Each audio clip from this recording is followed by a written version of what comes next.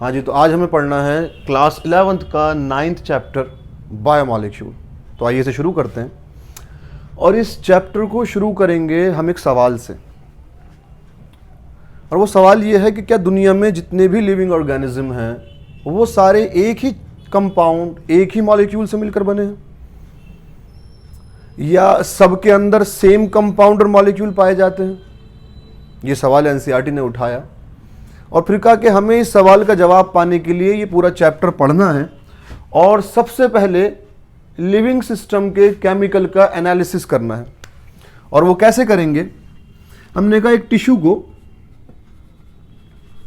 Grind कर लो, ऐसे बिल्कुल तोड़ लो, उसे ग्राइंड करके और मिला दो ट्राइक्लोरो एसिटिक एसिड में। जब एक टिश्यू को ग्राइंड करके हम ट्राइक्लोरो एसिटिक एसिड में मिला देंगे तो हमारे पास एक स्लरी आ जाएगी, एक पेस्ट आ जाएगा। और उस पेस्ट को छान लो, एक टेस्ट ट्यूब लो, उस पर कोई कॉटन का कपड़ा लगाओ और इस स्लरी को फिल्टर कर लो। तो होगा क्या? इस स्लरी का, ये जो हमने टिश्यू ग्राइंड करके ट्राइक्लोरो एसिटिक एसिड में मिलाया था, इस स्लरी को जब हम फिल्टर करेंगे तो इसका कुछ हिस्सा तो ऊपर रह जाएगा जो फिल्टर नहीं हो पाया, जिसे हम रिटेंटेट बोलेंगे, और कुछ हिस्सा नीचे फिल्टर होकर आ जाएगा जिसको हम फिल्ट्रेट बोलेंगे। हमने लिविंग टिश्यू को ग्राइंड किया, ट्राइक्लोरो एसिटिक एसिड में मिलाया और उसे छान लिया। छान कर कुछ हिस्सा ऐसा जो नहीं छन पाया, जो फिल्टर नहीं हो पाया, उसको रिटेंटेट बोला, और जो छनकर नीचे आ गया, फिल्टर हो गया, उसको फिल्ट्रेट बोला। इसको हमने एक नाम और दिया, इस फ्रैक्शन को हमने बोला एसिड इनसॉल्यूबल पूल, और इस फ्रैक्शन को हमने बोला एसिड सॉल्यूबल पूल।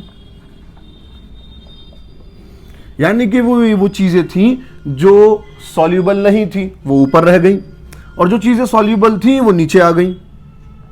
और इसी बेस पर, इसी आधार पर हमने लिविंग सिस्टम के सारे कंपोजिशन को, सारे केमिकल को दो कैटेगरी में बांट दिया।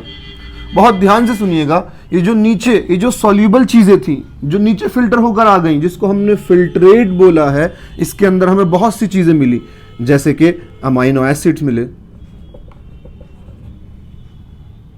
इसके अलावा हमें न्यूक्लियोटाइड्स मिले और न्यूक्लियोसाइड्स मिले, और जो चीजें नीचे नहीं आ पाई थी, जिसे हमने एसिड इनसॉल्यूबल फ्रैक्शन बोला है, जिसे हमने रिटेंटेट बोला है, वहां पर हमें 4 चीजें मिली। ध्यान से सुनिएगा, 4 चीजें। हमें वहां पर लिपिड मिले, हमें वहां पर प्रोटीन्स मिले, हमें वहां पर पॉलीसैकेराइड्स मिले, और हमें वहां पर न्यूक्लिक एसिड मिला, जिसे आप डीएनए और आरएनए के नाम से जानते हैं। तो ये एक पूरे लिविंग सिस्टम का फ्रैक्शन था जिसे हमने 2 भागों में बांट दिया, यानी कि वो चीजें जो फिल्टर होकर नीचे आ गई थी और वो चीजें जो फिल्टर होकर नीचे नहीं आ पाई थी, जो रिटेंटेट में मिली थी, जिसे हमने एसिड इनसॉल्यूबल पूल बोला था। वहां पर कितनी चीजें थी? 4 चीजें थी, एक लिपिड, प्रोटीन्स, पॉलीसैकेराइड और न्यूक्लिक एसिड। अब ये जो ऊपर चीजें मिली थी और ये जो नीचे चीजें आ गई थी, इनके कुछ फीचर्स थे, इनकी कुछ खासियतें थी। ध्यान से सुनिएगा, ये जितनी भी चीजें हमें नीचे मिली थी, बहुत सी चीजें थी, जितनी भी चीजें हमें नीचे मिली यानी कि फिल्ट्रेट में मिली, वो मोनोमरिक थी। इसका मतलब अभी आपको समझ में जाएगा जिनको नहीं पता। और उन सब का वेट 18 से 800 डाल्टन के बीच में था। और ये जो चीजें हमें ऊपर मिली थी वो पॉलीमरिक थी, यानी कि इन्हीं चीजों से मिलकर बनी हुई थी, पॉलीमरिक थी। और इन सब का वेट 10,000 डाल्टन की रेंज में था। इसलिए इन मॉलिक्यूल को हमने बायो मैक्रो मॉलिक्यूल बोला और इन मॉलिक्यूल्स को हमने माइक्रो मॉलिक्यूल्स बोला। ये सारे माइक्रो मॉलिक्यूल हैं। और ये मैक्रोमोलिक्यूल है, सिवाय एक चीज के। बहुत ध्यान से सुनिएगा, एक एक्सेप्शन है यहां पर। ये जो लिपिड है, ये लिपिड बिलोंग करता है यहां से, मगर मिला था रिटर्नटेट में। बिलोंग करता है यहां से, यानी कि इसका वेट 800 डाल्टन से कम था और पॉलीमरिक भी नहीं था। तो सवाल ये उठा कि ये लिपिड, जब इसका वेट भी 1800 डाल्टन से कम है और ये मोनोमरिक भी है, तो फिर ये हमें रिटर्नटेट में क्यों मिला? ये फिल्टर होकर नीचे क्यों नहीं आ पाया? ये एसिड सॉल्यूबल पूल में क्यों नहीं मिला? तो इसका जवाब जरा ध्यान से सुनिएगा। इसका जवाब है कि लिपिड जो है वो प्लाज्मा मेम्ब्रेन में मिलता है। प्लाज्मा मेम्ब्रेन के अंदर लिपिड होता है। तो जब हमने इस टिश्यू को ग्राइंड किया, तो उस मेम्ब्रेन ने टूटकर वेसिकल्स बना लिए। एक मेम्ब्रेन को जो हमने टुकड़ों में तोड़ा, तो इसने टूटकर वेसिकल बना लिए जो सॉल्यूबल नहीं थे। इसलिए ये लिपिड हमें यहां मिला है रिटर्नटेट में, मगर ये मैक्रोमोलिक्यूल नहीं है। ध्यान रखिएगा, लिपिड मैक्रोमोलिक्यूल नहीं है, ये बिलोंग करता है माइक्रोमोलिक्यूल से, क्योंकि इसका वेट 800 डाल्टन से कम है। इतनी बात सबको क्लियर हो गई होगी। अब इसके बाद हम इन सब चीजों के बारे में पढ़ेंगे, अमाइनो एसिड के बारे में। हम शुरू करेंगे अमाइनो एसिड से।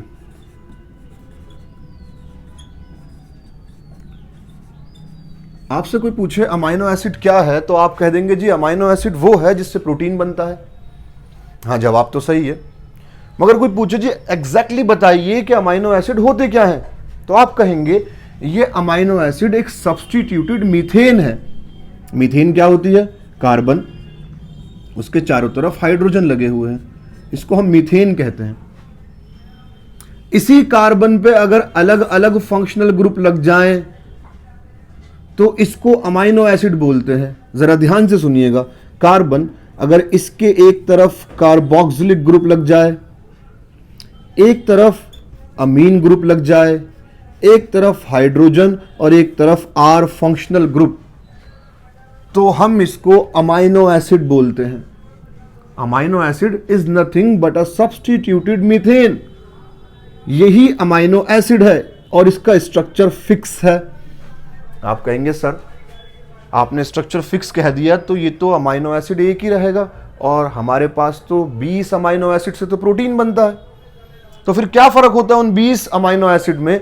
तो जरा सुनिए, अमाइनो एसिड में ये H, ये कार्बोक्सिलिक ग्रुप और ये अमीन ग्रुप, ये तीनों हमेशा फिक्स रहेंगे। इस R फंक्शनल ग्रुप की जगह आप अलग अलग चीजें लगाते जाइए और अलग अलग अमाइनो एसिड बनते जाएंगे। मिसाल के तौर पे अगर मैं यहां पर सिर्फ हाइड्रोजन लगा दूं तो ये सिंपलेस्ट अमाइनो एसिड बन जाएगा। अगर मैं यहां पर R फंक्शनल ग्रुप की जगह सिर्फ हाइड्रोजन लगा दूं तो ये सिंपलेस्ट अमाइनो एसिड है जिसका नाम है ग्लाइसिन। और अगर इसी R फंक्शनल ग्रुप की जगह मिथाइल ग्रुप लगा दिया जाए तो आप बोलेंगे अब ये एलेनाइन हो गया। इस अमाइनो एसिड का नाम हो गया एलेनाइन। और एलेनिन के अलावा अगर मैं इस पे OH भी लगा दूं, यहां पर मिथाइल हाइड्रोक्सी ग्रुप लग जाए CH2OH, तो इसका नाम हो जाएगा सीरीन।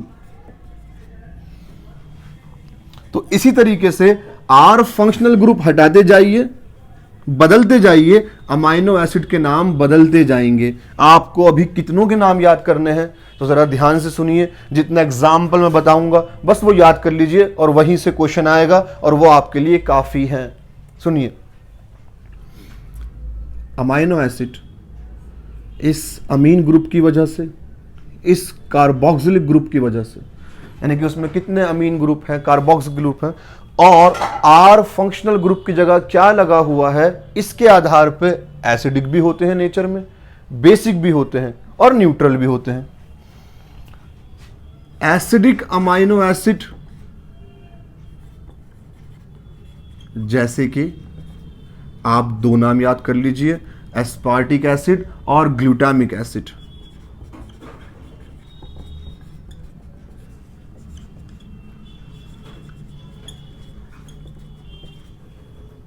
और आपसे कोई पूछे बेसिक अमाइनो एसिड के नाम बताइए तो आप कहिए हमें 2 याद हैं अभी बेसिक अमाइनो एसिड, और इनका जिक्र 12th क्लास में भी आएगा 6th चैप्टर में, और यहां भी दे रखा है, एक लाइसिन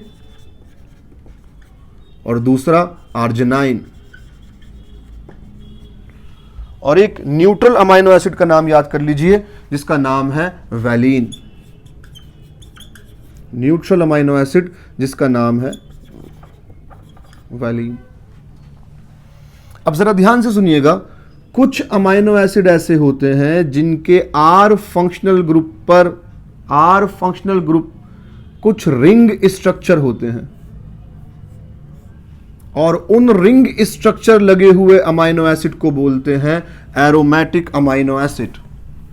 जिस अमाइनो एसिड के R functional group ring structure हो उनको बोलते हैं एरोमेटिक अमाइनो एसिड। और ऐसे 3 एरोमेटिक अमाइनो एसिड जिनके नाम आपको याद करने हैं। सबसे पहला फिनाइल एलेनाइन, दूसरा टायरोसिन, और तीसरा ट्रिप्टोफैन।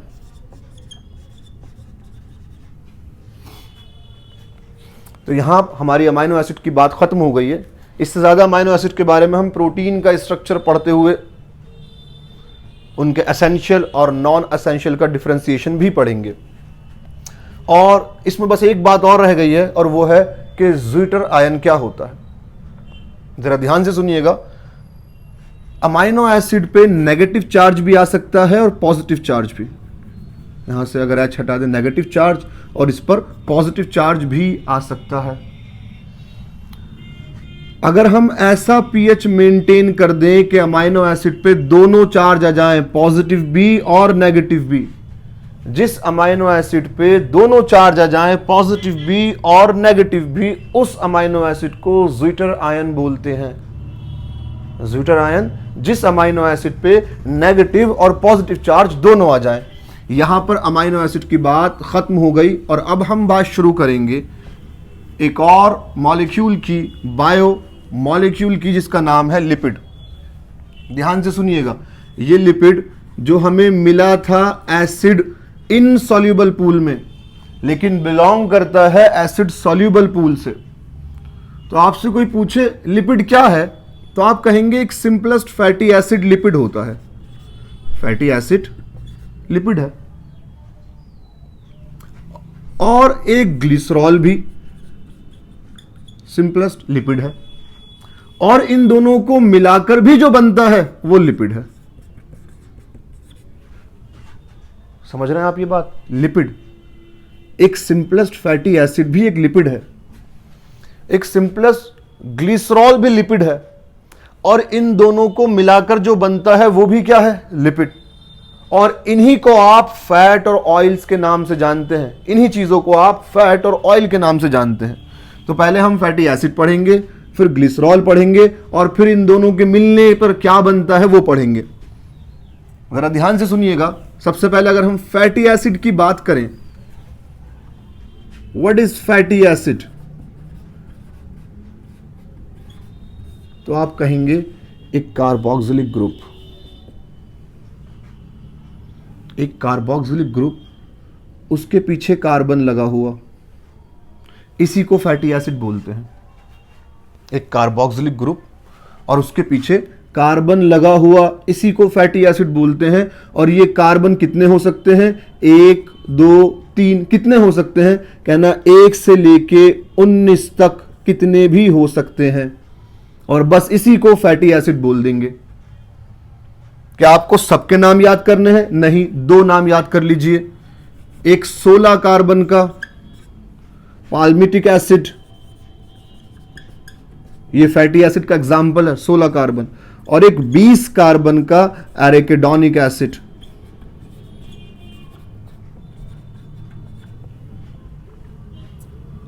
अब कुछ बच्चे कंफ्यूज हो गए कि अभी आपने कहा था कि 1 से लेके 19 कार्बन तक हो सकते हैं कार्बोक्सिलिक एसिड के पीछे, तो आपने 20 कार्बन का एग्जाम्पल कैसे दे दिया? तो जरा ध्यान से सुनिए, इस 20 कार्बन में ये कार्बोक्सिलिक ग्रुप का कार्बन भी इंक्लूड है। ऐसे ही इस पाल्मिटिक एसिड में 15 कार्बन की चैन है और 16वां कार्बन ये कार्बोक्सिलिक ग्रुप का कार्बन है। ये फैटी एसिड सैचुरेटेड भी हो सकते हैं, जैसे कि पाल्मिटिक एसिड सैचुरेटेड है, यानी कि इसमें कार्बन के बीच में, सारे कार्बन के बीच में सिंगल बॉन्ड है। और ये फैटी एसिड अनसैचुरेटेड भी हो सकते हैं, यानी कि कार्बन के बीच में डबल बॉन्ड भी पाया जा सकता है। अनसैचुरेटेड का एग्जाम्पल है। तो ये बात हुई फैटी एसिड की। अब इसके बाद ग्लिसरॉल क्या होते हैं? तो आप कहेंगे ग्लिसरॉल एक ट्राई हाइड्रोक्सी प्रोपेन है। ग्लिसरॉल एक ट्राई हाइड्रोक्सी प्रोपेन है। ट्राई हाइड्रोक्सी प्रोपेन यानी कि 3 कार्बन से बना हुआ।